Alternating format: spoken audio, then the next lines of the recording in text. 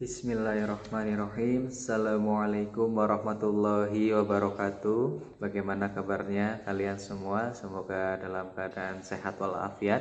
Dan yang sakit semoga segera diangkat penyakitnya oleh Allah Subhanahu wa taala, segera diberikan kesembuhan dan dapat beraktivitas seperti sedia kala. Perkenalkan, saya Nikmat Hidayatullah. Bisa kalian panggil Pak Nikmat. Untuk saat ini saya mengampu 2 mata pelajaran, yaitu mata pelajaran Pendidikan Agama Islam dan Budi Pekerti serta Prakarya. Ya, kali ini saya akan menyampaikan materi untuk kelas 8 semester 1 bab 1 mata pelajaran Pendidikan Agama Islam dan Budi Pekerti, yaitu tentang meyakini kitab-kitab Allah dan mencintai Al-Quran. Ya, kita akan bahas tentang pengertian iman kepada kitab Allah dulu ya. Jadi iman kepada kitab Allah Subhanahu wa taala itu berarti percaya dan yakin dengan sepenuh hati bahwa Allah Subhanahu wa taala telah menurunkan kitab-kitabnya kepada para rasulnya. Ajaran yang terdapat di dalam kitab tersebut disampaikan kepada umat manusia sebagai pedoman agar dapat meraih kebahagiaan di dunia dan di akhirat. Namun lebih daripada itu, ketika kita membicarakan tentang iman atau keyakinan, ada 3 hal yang harus kita lakukan. Kita misal percaya terhadap kitab Al-Quran, berarti ada 3 tahap yang harus kita lakukan, yaitu yang pertama meyakini di dalam hati, mengucapkan dalam lisan, dan melaksanakan dalam kehidupan sehari-hari. Ya, untuk lebih memahami hal tersebut, perhatikan firman Allah dalam surat Al-Maidah ayat 16 berikut. A'udzubillahi minasyaitonirrajim. Bismillahirrahmanirrahim. Yahdi bihillahu man ittaba'a ridwanahu subulas salami wa yukhrijuhum minadh dhulumati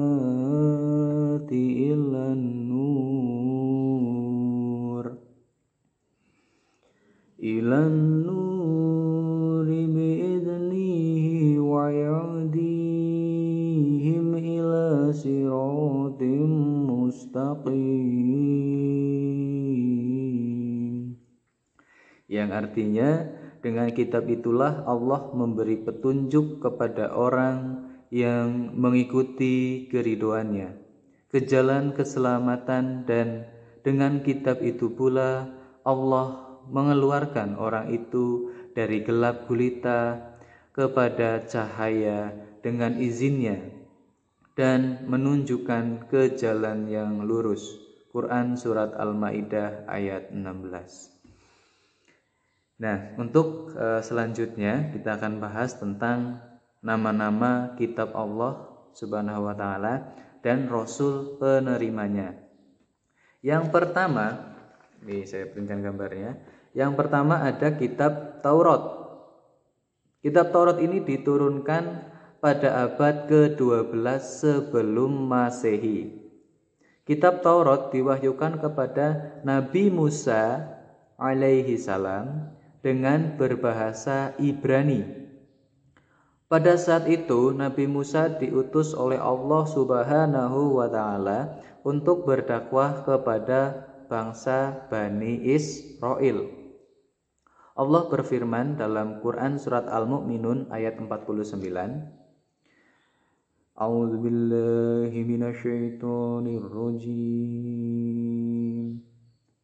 Bismillahirrahmanirrahim.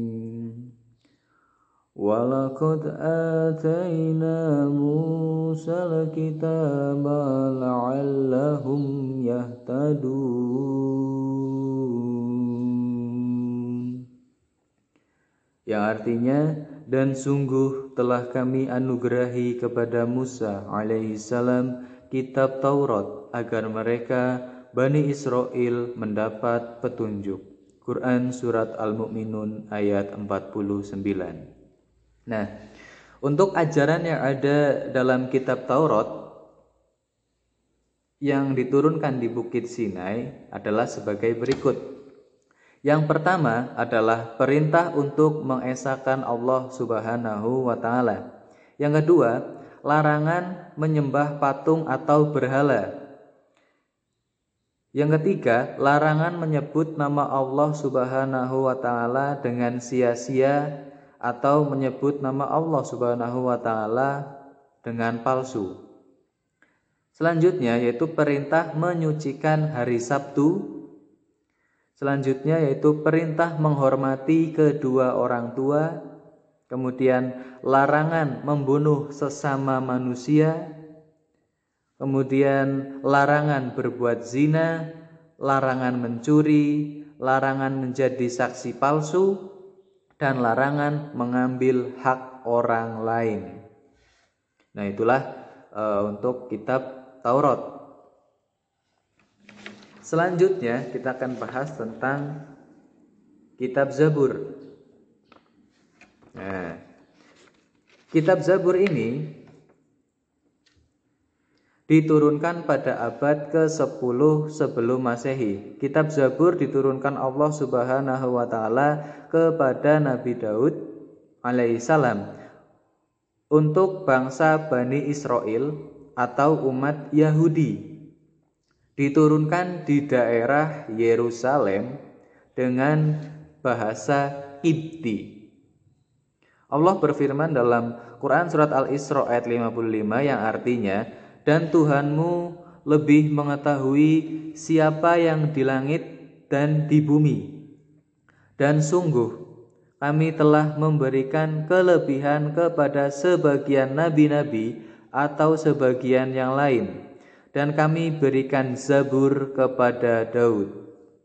Nah, untuk isi dari kitab Zabur itu meliputi doa-doa, zikir-zikir, nasihat-nasihat, dan hikmah-hikmah.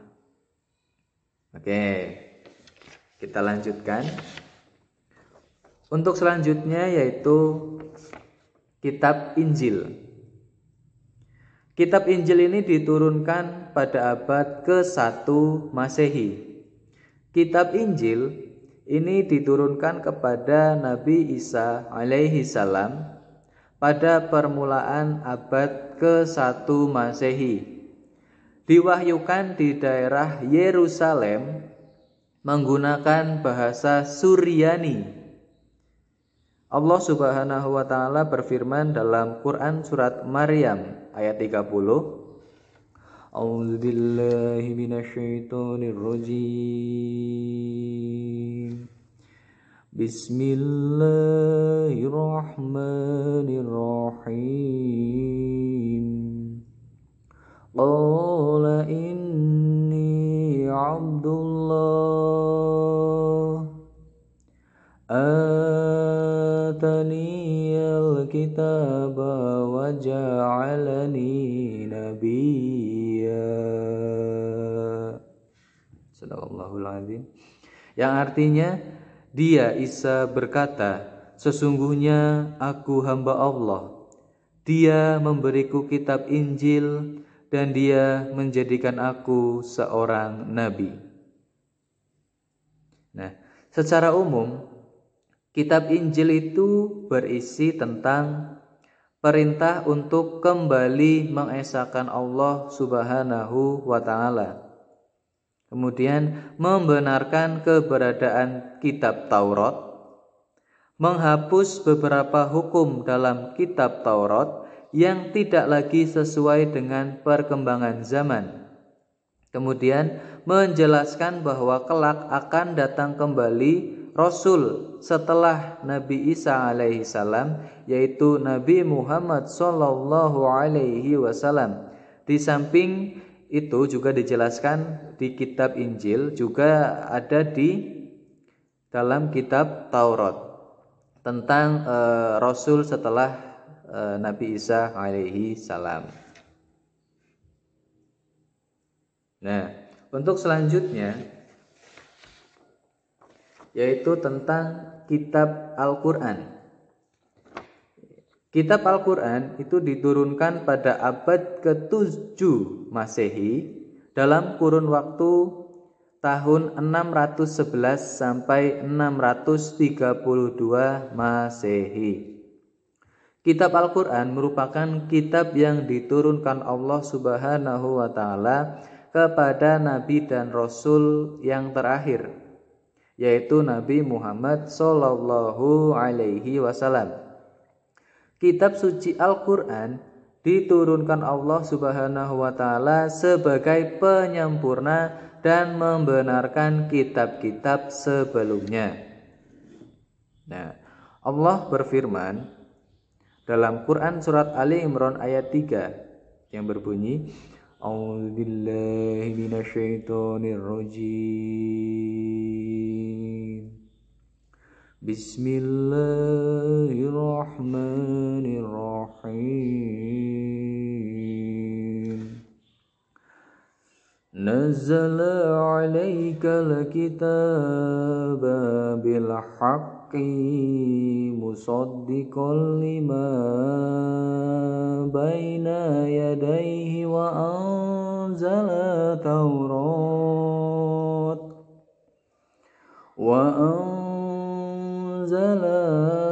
Taurata wal Injil,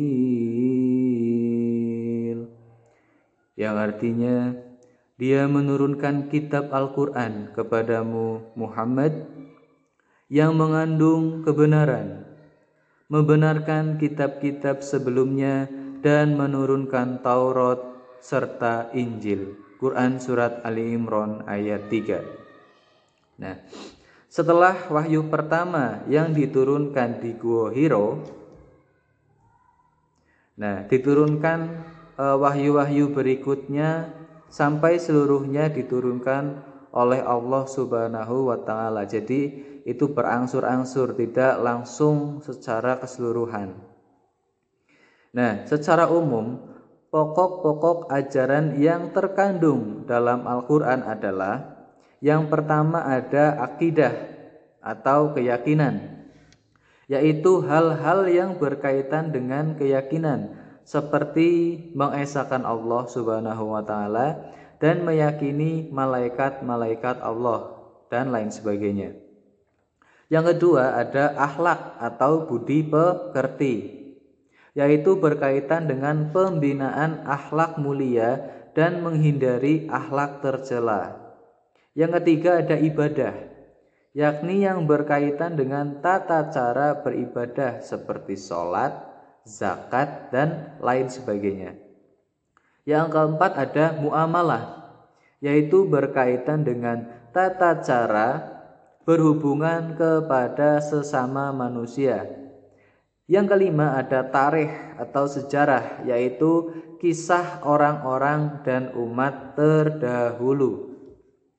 Al-Quran sebagai kitab suci umat Islam itu tidak hanya terjaga secara tertulis dalam mushaf seperti yang kamu lihat sehari-hari, tetapi Al-Quran juga terjaga dalam hati dan pikiran para penghafal Al-Quran yang jumlahnya jutaan. Nah, seluruh ayat-ayat Al-Quran itu diturunkan secara bertahap, sedikit demi sedikit, dan berangsur-angsur dalam kurun waktu kurang lebih 22 tahun, 2 bulan, dan 22 hari, atau bisa kurang lebihnya itu 23 tahun. Nah, jumlah surat dalam Al-Quran itu sebanyak 114 surat. 114 ya. Ditinjau dari masa turunnya, surat yang diturunkan sebelum Rasulullah Shallallahu Alaihi Wasallam hijrah ke Madinah itu dinamakan surat Makkiyah karena diturunkan di kota Mekah. Sedangkan surat yang diturunkan setelah hijrah ke Madinah disebut dengan surat Madaniyah. Sampai sini paham ya? Nah, kita akan bahas tentang perbedaan kitab dan suhuf. Mungkin kalian pernah dengar tapi agak-agak lupa, saya akan ingatkan kembali. Jadi, persamaan dari kitab dan suhuf itu, keduanya sama-sama berisi firman Allah Subhanahu wa taala yang diberikan kepada para nabi dan rasul. Perbedaannya, yang pertama, kalau kitab itu berisi firman Allah Subhanahu wa taala yang dibukukan. Sedangkan suhuf yaitu berisi firman Allah Subhanahu wa taala yang tidak dibukukan atau berbentuk lembaran-lembaran terpisah. Yang kedua, isi kitab itu lebih lengkap daripada isi suhuf. Yang ketiga, bentuk dari kitab sudah dibukukan, sedangkan suhuf masih berbentuk lembaran-lembaran, seperti yang dijelaskan yang pertama tadi.